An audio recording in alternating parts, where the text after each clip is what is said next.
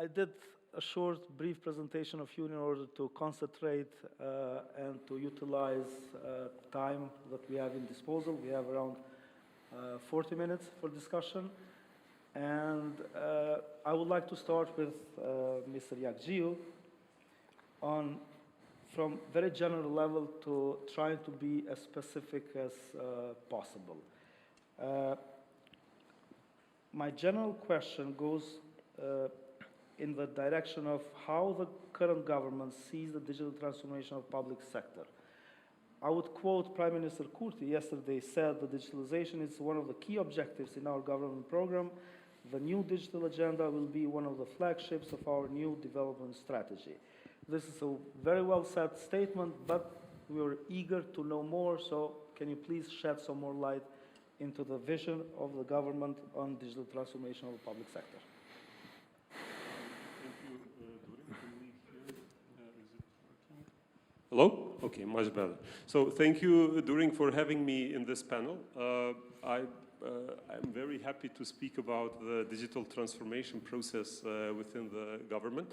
So I would say e-government is the centerpiece of our engagement in digital transformation within the government of Kosovo.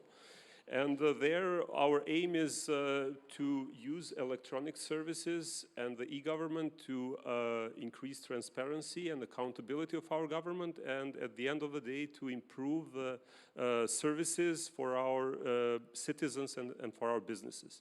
The aim is to go with a digital transformation process, which will cover all the sectors of the government, with the aim of improving the services in the public administration, health sector, education sector, justice, and all the other sectors within the government.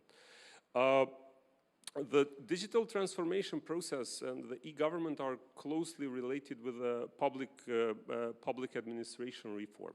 So we cannot really speak about, I would say, digitalization without speaking about improvement of processes within the government. And that's a lot what about the digital transformation is about. So we have to transform the processes, we have to transform the organizations within the government in order to be able to, I would say, gain the maximum benefit from the digitalization process.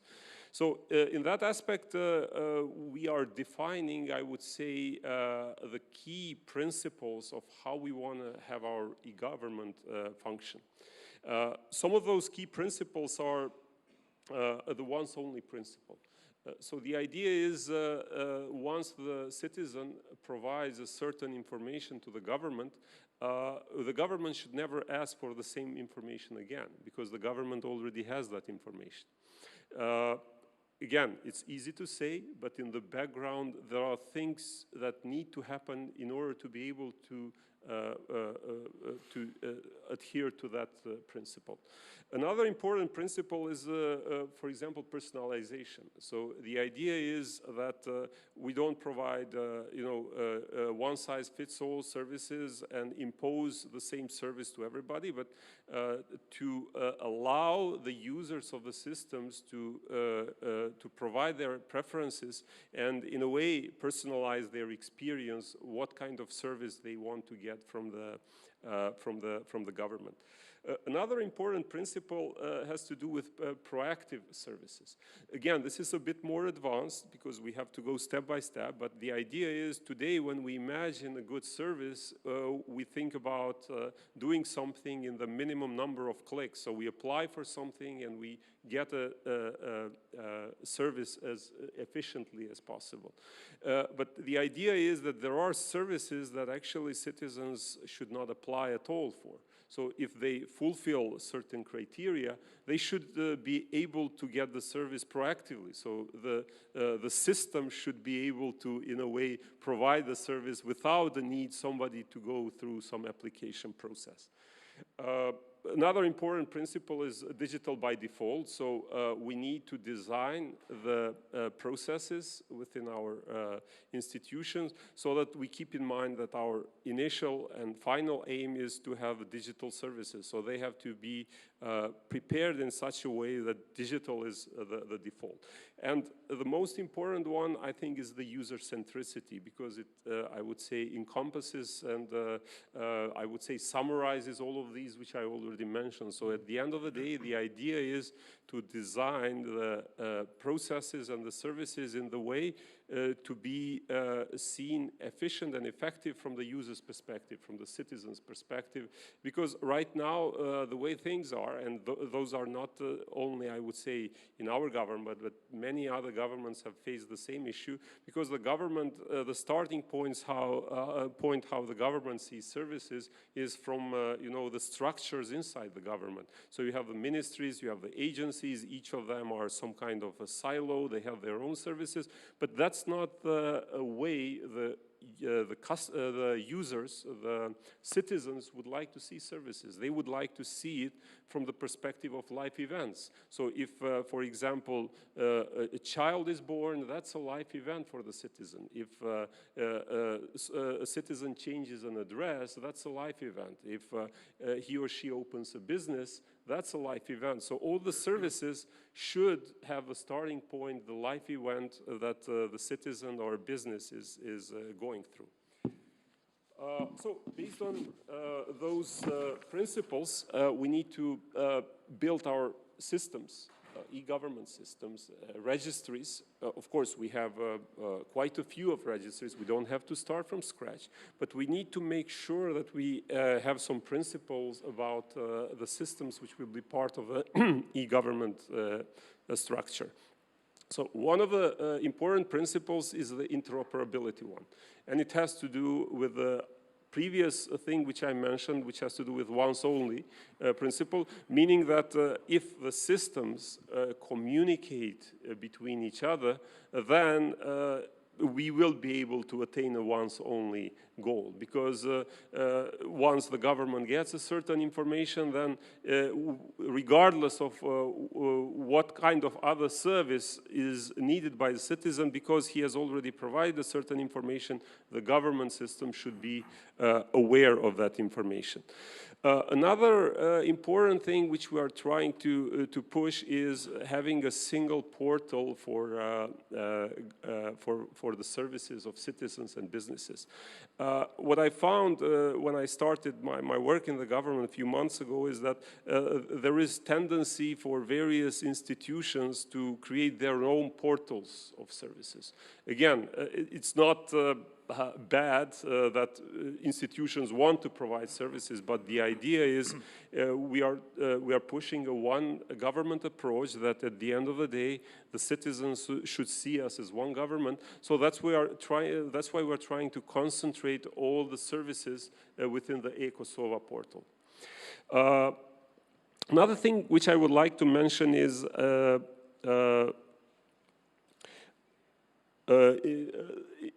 electronic identification. I will talk a bit more about it, but that's a very important aspect which we will be working on. The project will be starting soon. And that should also be by default. We should not invent various authentication services within the government, but there will be a unique way of authenticating the citizens and businesses, and that should be by default for all systems who join the e-government ecosystem. But before going to electronic signature and identification, most important driving factors of digital transformation are political support, which without doubt now we learned that there is political willingness to undergo this transformation process. But besides political support and political willingness, you need to have a sufficient budget to implement all these transformation activities. And moreover, you need to have technical know-how within the government to implement this vision of digital transformation. Does the current government have the sufficient budget and internal know-how to push forward this process? Yeah, those are very good questions. So regarding the budget, of course, like many other projects in the e-government e-government and digital transformation need funds. And that's something we have in mind. Of course, there are a lot of priorities within the government which relate to various areas of, I would say, socio-economic priorities. And of course, since digitalization is one of our priorities, we will make sure that we allocate the needed budget for that area as well. But what I can say is that this will be done in a very planned and structured manner. So we are working on a strategic documents which will produce action plans, and those action plans will have their own projects. So we will be, I would say, strategically budgeting, putting into our budget the key projects related to digitalization. And what I need to emphasize is that the approach of the government, regardless if it's digitalization or any other sector, the approach is that whatever spending we do of taxpayers' money, we'll make sure that it is done responsibly. Talking about the, I would say, the know-how within the government, I would say that, of course, we discussed that yesterday as well. This shortage of skills is a first of all global issue, is a big issue in our country, but especially in the government, because we know that the professionals, when they have a chance to work in the private sector or work for international companies, of course, they would choose for the latter ones. So yes, I would say acquiring talent is quite challenging, and retaining is even more challenging. But that doesn't mean that we have to, give up, because we have to think about the systems we need to build, mechanisms to attract talent to the public sector as well. But of course, it doesn't mean that we will have all the necessary skills within the government to run the digital transformation process. We have to do it in close cooperation with the private sector, with consultants, experts, and also diaspora. We think that we have a pool of people in diaspora which can help us a lot, and we are working on establishing contacts and seeing who can fit in what role in supporting this process. Now, talking specifically about the law on electronic signature, now already for more than 2 or 3 years, there has been effort to work and complete the legal infrastructure in this aspect. The government has approved the law. We, as a project, has provided technical assistance in developing the sub-legal acts. Concretely speaking, any plan when this law will be approved and implemented? Well, as the Prime Minister mentioned, we passed it in the government. So now the law is in the parliament. It has passed the first reading. And the second reading, of course, depends from the parliament, but we are expecting it to happen soon. So I believe, if not by the end of this month, then November should be some realistic time to expect that the legislation will become effective. And as you said, we already have, I would say, the secondary legislation pretty much ready. Of course, additional consultations are needed, but we are doing all the, I would say, the background work, so that the moment that the law is ready, we will proceed with the secondary legislation.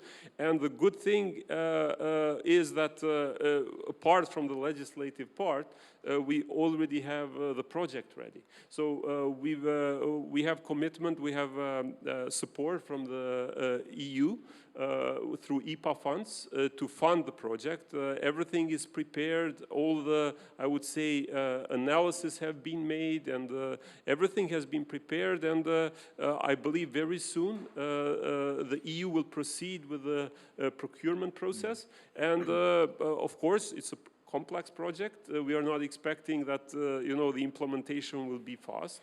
It's very important that implementation goes, I would say, in a very deliberate way, because there are risks associated. There are countries who have implemented electronic identification, but still were not successful in, I would say, using it in practice. It is very important that the electronic identification is adopted also beyond the government. It's not something that should be seen as something which is related only to e-government.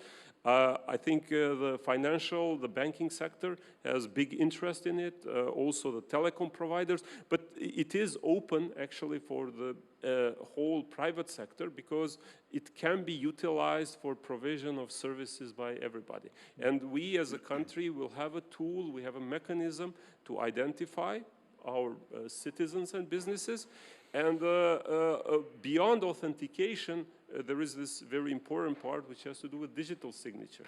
Because in the government side, we are really looking forward to it because it will pave the way for digitalization of many services which today cannot be fully digitalized. Because there are some services which require a physical signature, and because we don't have a mechanism for doing that electronically, the citizens have to go to physically to certain government office. For example, we have some services which are semi-digitalized, or like in the Agency for Registration of Businesses. The initial part of the process, application for opening a company or changing something, can be done electronically. But still, after that process is finished, you still have to print the documents, sign them, and go and hand them over physically. And with the electronic signature, we will be able to digitalize that whole process end to end. So, and beyond that, I would say that the law itself, but also the systems which we are aiming, is to have them ADAS regulation compliant, which means that those, I would say, identification mechanisms will be able to be used also cross-border within the EU. So that also opens, I think, more opportunities for its usage. Thank you, Mr. Jagxhiu, for very valuable input. Now let's turn to Mr. Burim Balaj from Agency of Information Society. A very successful case of digital transformation of public services, as you know, is the e-Kosovo platform. Yesterday, Minister Izvanoli argumented that the digitalization enabled faster vaccination of people in Kosovo. Yes. And most likely, he was referring also to Platforma e-Kosovo. So coming from that institution, can you please give us a very short summary of what Platforma e-Kosovo consists of, what kind of services are currently offered, and what are the next services that the e-Kosovo platform plans to offer? Thank you so much. It's a pleasure to be here with you. As you mentioned, e-Kosovo is a really successful case, maybe starting from those services, which one you just mentioned, it was the vaccination against COVID. There are more than 1.5 million vaccines administered through e-Kosovo. This is a good case and for us that helping us to have more and more services. Now we have more than 30 other services that providing through e-Kosovo platform. And the e-Kosovo platform is the single point where all services should be there, public services that should be provided for citizens. And maybe I should mention some other services, which are property taxes invoice, also is fines by the police, services for grants and subsidies, and this happens for two ministries, Ministry for Regional Development, also for MINT, and this process, I should mention here, it's fully digitalized from first to the end, all the process. After that, we have application for resident permit for foreign citizens. There are some other services in Ministry of Finance, which are application for maternity supplements, applying for children allowance, application for personal allowance subsidy. And there are also two other services which are more information. There are permits and licenses information that we have done for now for two municipalities, which are municipality of Prizren and Lipian. Also, we will continue with other municipalities. And there are other services that we will have in EcoSol platform. Many of them we are working now in that process. Maybe the most important is payment, electronic payment that we will put in EcoSol, and we are working with 3 banks for the moment. It's TEB Bank, ProCredit Bank, and Raiffeisen Bank who are offering this service for citizens, so citizens can pay everything in EcoSol platform. We are speaking now for a public service that they should pay. Also, other bills they can pay through this. And there are some other services, maybe I will mention just 2 or 3 of them. It's application service for young police officers, and also scholarship for students. Now we are working on those days, they will be published for citizens. So. What we have experienced in the past is that the creation and setup of the e-platforms is not so challenging, but when it comes to usability, then we face many obstacles, and we have witnessed in the past excellent platforms created, but no usability at all. So does your agency have specific plans in promoting the platform among Kosovo population, specifically among marginalized groups? Yes. Starting from challenges, when we start EcoSol platform, it was a coincidence that they started during the pandemic time. We start to have many meetings with different institutions, different group of interest, and it wasn't easy because we had some problems. Some of them were in legal aspect, some of them are more bureaucratic, but in the end, we did it. Now we have this platform, and as you can see, it's the best one now in our country that is happening. So during this period of time, we work with all institutions, and now we are having all these services. But what we are doing now, especially with citizens, we have a call center started in our agency. There are more than 10 officials who are working there, and they are helping during all of the time citizens about services that we offer in platform EcoSova. In this aspect, also we have a contracted professional company who is working about marketing more, who is doing all grid lines, videos, marketing in social media, and we are doing this all over the time just to help citizens to have more easy way to use our platform. Maybe the one important thing in the end is to mention that about marginalized groups, we have develop the platform in that way that helps this category to use the platform in the best way.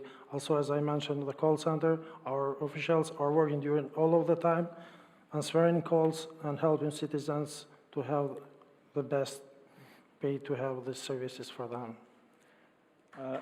Thank you, Mr. Balaj. Let's turn now to representative of private sector, Mr. Fazliu. You heard yesterday Prime Minister Kurti, also today Mr. Jagxhiu. How would you assess the current ecosystem for digital transformation in private sector? And which are your expectations from the government in terms of facilitating the overall digital transformation process? Good morning.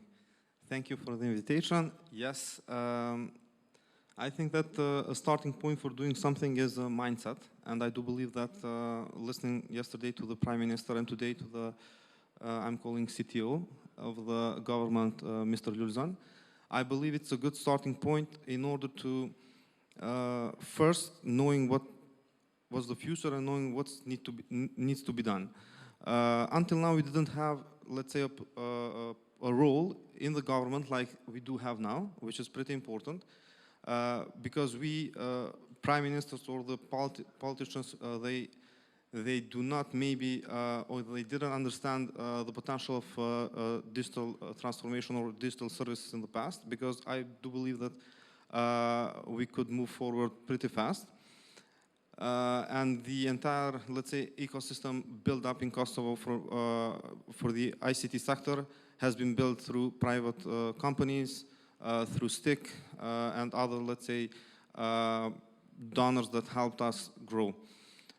In order for us to, let's say, to move forward, I think that if what's have been said yesterday from the Prime Minister and today from Mr. Lulezon, I believe if those things will be done, we will be in a better place, miles away from where we are now. And this is pretty important that what's have been said to be written and then, of course, to put it in action in smaller steps. So all of us in the private sector will know what's the path of digital transformation or, let's say, the digital improvements in society. There are a few things that have been mentioned also previously, but that the ecosystem have been struggled for years, that are digital signature, digital invoicing. Yesterday also Prime Minister mentioned that 2% of the budget in Estonia have been reduced by just doing those two steps. Another thing that needs to be said is that currently we are living in a, let's say, in a wilder ecosystem or competition because of the all companies that come from abroad, and they see great potential for the youngsters to become their potential employees. And saying this means that in the near future, local businesses will not be able to afford the prices in order to make their own digital transformation. Because also local companies, they are all looking, let's say, for the clients abroad in order to pay the bills and to keep their talents in-house. I think that this part should be also something that government should help in order to help local companies grow and keep the talent in-house. And of course, by doing this, they will help also other local businesses to gain services from local IT companies. Otherwise, there will be pretty hard to have a sustainable, smoother, and proper digital transformation in a national level. There are many companies, let's say, outside Pristina that they cannot afford to build up an e-commerce website and, let's say, paying for a CRM or something that will help them to build business based on data. If we cannot provide those services in a level that they can, let's say, they can afford, and they can build up teams who will be part of the digital services, because when you do something, a digital transformation, it's not just the tool, it's also people behind it. You cannot build an e-commerce on a platform who interacts with third parties without having people on the back office, without having proper payment solutions, etc. So this is for me, the key point. It's equal to the let's say, helping local companies or the market to build up the resources, human resources, and to, let's say, to make a shift from traditional professions into the ICT, which, I mean, the government have started with a budget that will help on this process. The other thing is that currently Kosovo is not listed in many service providers around the world, starting from those that are well known, like PayPal or Stripe or something. So it's pretty hard for companies, mainly startups. I do have, as a company, we help, or we support, in fact, we don't help them, we support them, local, let's say, startups or products. One of them is Ambra, let's say, one of a task management tool. They struggled to get payment of subscription because of the Kosovo. So they were forced to open company in the United States in order to make subscription available. So these are some key points that can be, let's say, simple, and in other countries are unseen, but in Kosovo, those makes companies suffer. I do believe that with a proper plan, written plan, in a small action steps, we can achieve more, let's say, in a few months than we did in the past years. Besides the external factors that you have discussed, there are also a group of internal factors within companies that present a barrier to digital transformation. So from your perspective, as a company owner, as a consultant of digital transformation, what are the main barriers that usually block the specific digital transformation of specific company? Each company has its own, let's say, climate or culture. It depends from the leader how they see the vision of the company, but of course, in different business like traditional ones or those who provide goods that are not related with technology, it's maybe harder to do something in a faster manner. The main thing to do is first to make awareness campaigns to the companies in a national level or in a company levels, so they get to know what digitalization means. It's not something that necessarily will, let's say, have less people in a company by making them quit. But the idea is to create a mindset, shifting the mindset, in fact. You cannot, let's say, achieve an end result or end goal if you are not willing to do that. And if only the leader or only CEO or owner of the company wants to do something, they have to transfer that, let's say, vision, that know-how, that how they're gonna transfer their company with all employees. They have to participate on it. They have to be part of it, and they have to feel that what's happening, it's for their own good. And for this, I mean, we should have maybe kind of group or management company or something who can visit those companies when needed, as a part of, if let's say is a budget from the government for 1,000 companies to digitize their processes, there should be tech companies who can digitize to make the tool, and also the consultants or other companies who will go and speak with owners in a in friendly way to help them understand what's the potential. If you are building something that will minimize the processes, if you are building something that will optimize the entire operations inside the company, what's the benefit of it? And when they see the benefit, they can access the tool and they can use it. Otherwise, tools will be useless. So basically, the main thing to do this, from my point of view, is only mindset.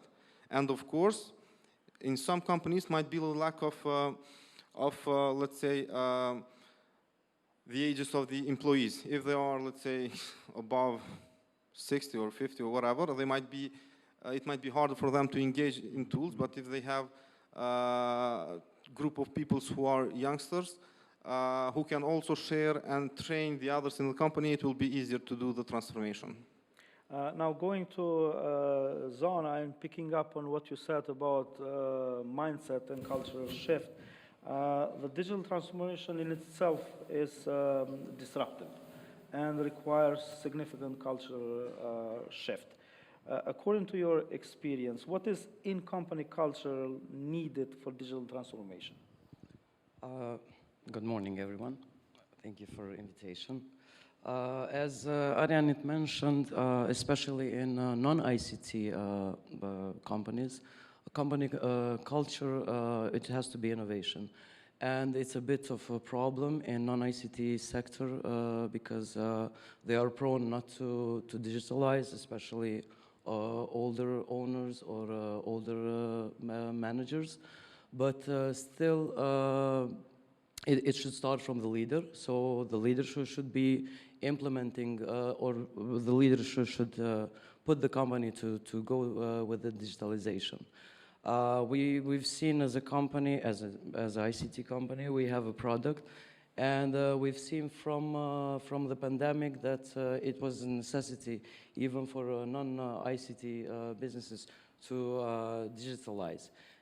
What we've seen with this lockdown, for example, our company put out e-commerce platform for all the businesses, and what they are into it, they want to implement it, but then they lack digital skills. because it's not easy digitalizing when you don't know, you don't have proper digital skills. So non-ICT companies, besides digitalization, they have to equip their staff with digital skills, basic digital skills, in order for their business to improve. We've seen in many different companies what they lack is if you want to put out your products in e-commerce, you have to have a good picture of a product, good description. So these are all information that they need to have in order to implement, for example, an e-commerce website. But digital skills, social media plays a crucial part in digitalizing non-ICT companies. So they should focus also on digital skills on social media part, on CRM, and on other different softwares for companies to run. I think, Zana, you brought a very important aspect of digital transformation that we frequently try to forget or neglect, and that is the human aspect of the digital transformation. Just recently, I met one of the leading wood processing owner who was ready to invest millions of euros in digital transformation, but one of the main reasons why he did not decide to invest is because he said that the current employees do not possess necessary skills to use the digital tools that I'm ready to invest and buy. So I think this is very important. Just to conclude, Zana, with you, what is the most difficult part of digital transformation for companies? As I mentioned, digital skills of the staff. So the staff should know more about cybersecurity, and cybersecurity, of course, we know it's a complex theme, but every user, every employee of the company should have basic skills of cybersecurity, so they are safe on the internet. Then they have to have some social media expertise, because everyone is nowadays on social media. Then they also need to have different trainings on different products, different softwares. So when the companies implement a new product or new software, it comes with a training. It comes with the user manual, so they know how to use that system. But in order for digital transformation to happen, digital skills are necessary.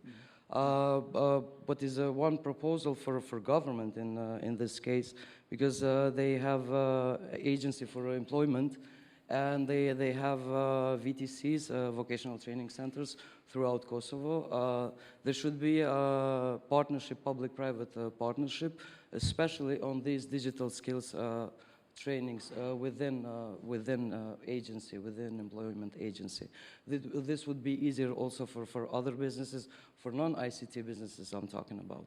The other problem that we have as IT companies with technical people is that we lack, but these are different measures. But for digital skills for different businesses, it should be done together with the government to implement those trainings in vocal training centers. Thank you very much. Just before concluding this panel, I would like to bring again the discussion with Mr. Jagxhiu. In terms, you have heard the representatives of the private sector. So they have identified several challenges and requests on what the government should do. Maybe just a brief reflection of what was said by Arianit and Zana, so we can conclude with the panel. Yes, I mean, this aspect of digital skills always comes back to the table because it's really crucial, and I have to emphasize the fact that digital transformation, regardless if it's in the public sector or private sector, has much less to do with technology and much more to do with people. And yeah, that is what will make or break the whole, I would say, digital transformation process. So in that regards, we are taking some measures, and there are some trainings I mentioned also yesterday. About 3,500 young, I would say, people are being trained in various areas in ICT. We are also using some external funding for that. So the idea is really to create an abundant supply of people which will be able to serve the industry. Also, currently we have, as part of the economic recovery package, a measure which directly addresses the, I would say, the youth employment and youth trainings. So the Ministry of Finance is, I would say, operationalizing this measure in order to fit, to make a best fit for the needs. So any ideas which the private sector has, we are willing to listen. And we've had also some meetings. But at the end of the day, the idea is to come to some kind of, I would say, a common approach to that, because I've met a lot of people from private sector, and it's not a single idea. There are so many ideas. So I believe that we can utilize also ITP. One of the components here is the trainings part, and we need to see what are the mechanisms we can build to address this issue. And I agree that there are two components to it. We are talking about ICT professionals needed for the industry, and we are talking about the digital skills for our citizens, for our teachers, for our doctors. And you know, each of the strategies in the sectors has to address it, but we also have to have a holistic view on this. For example, digitalization in education that we are currently working on as part of our overall education strategy. It has 4 components, but for me the most important one and the most challenging one is the skills part, because in order to be able to roll out the digitalization, which includes digitalization of processes, systems, of the content, it is very important that we have people starting from the schools up to the ministry who will be able to be part of that process, because without having those people, you know, the technology will not solve our problems. So yes, we hear the, I mean, and we see the problem. We are trying to address it. We are looking at various options and various mechanisms to address it, and of course it will be part of the strategies. As I said, there is no sense of having digitalization in education, any kind of strategy, if we don't address the aspect of skills. It's the same for health.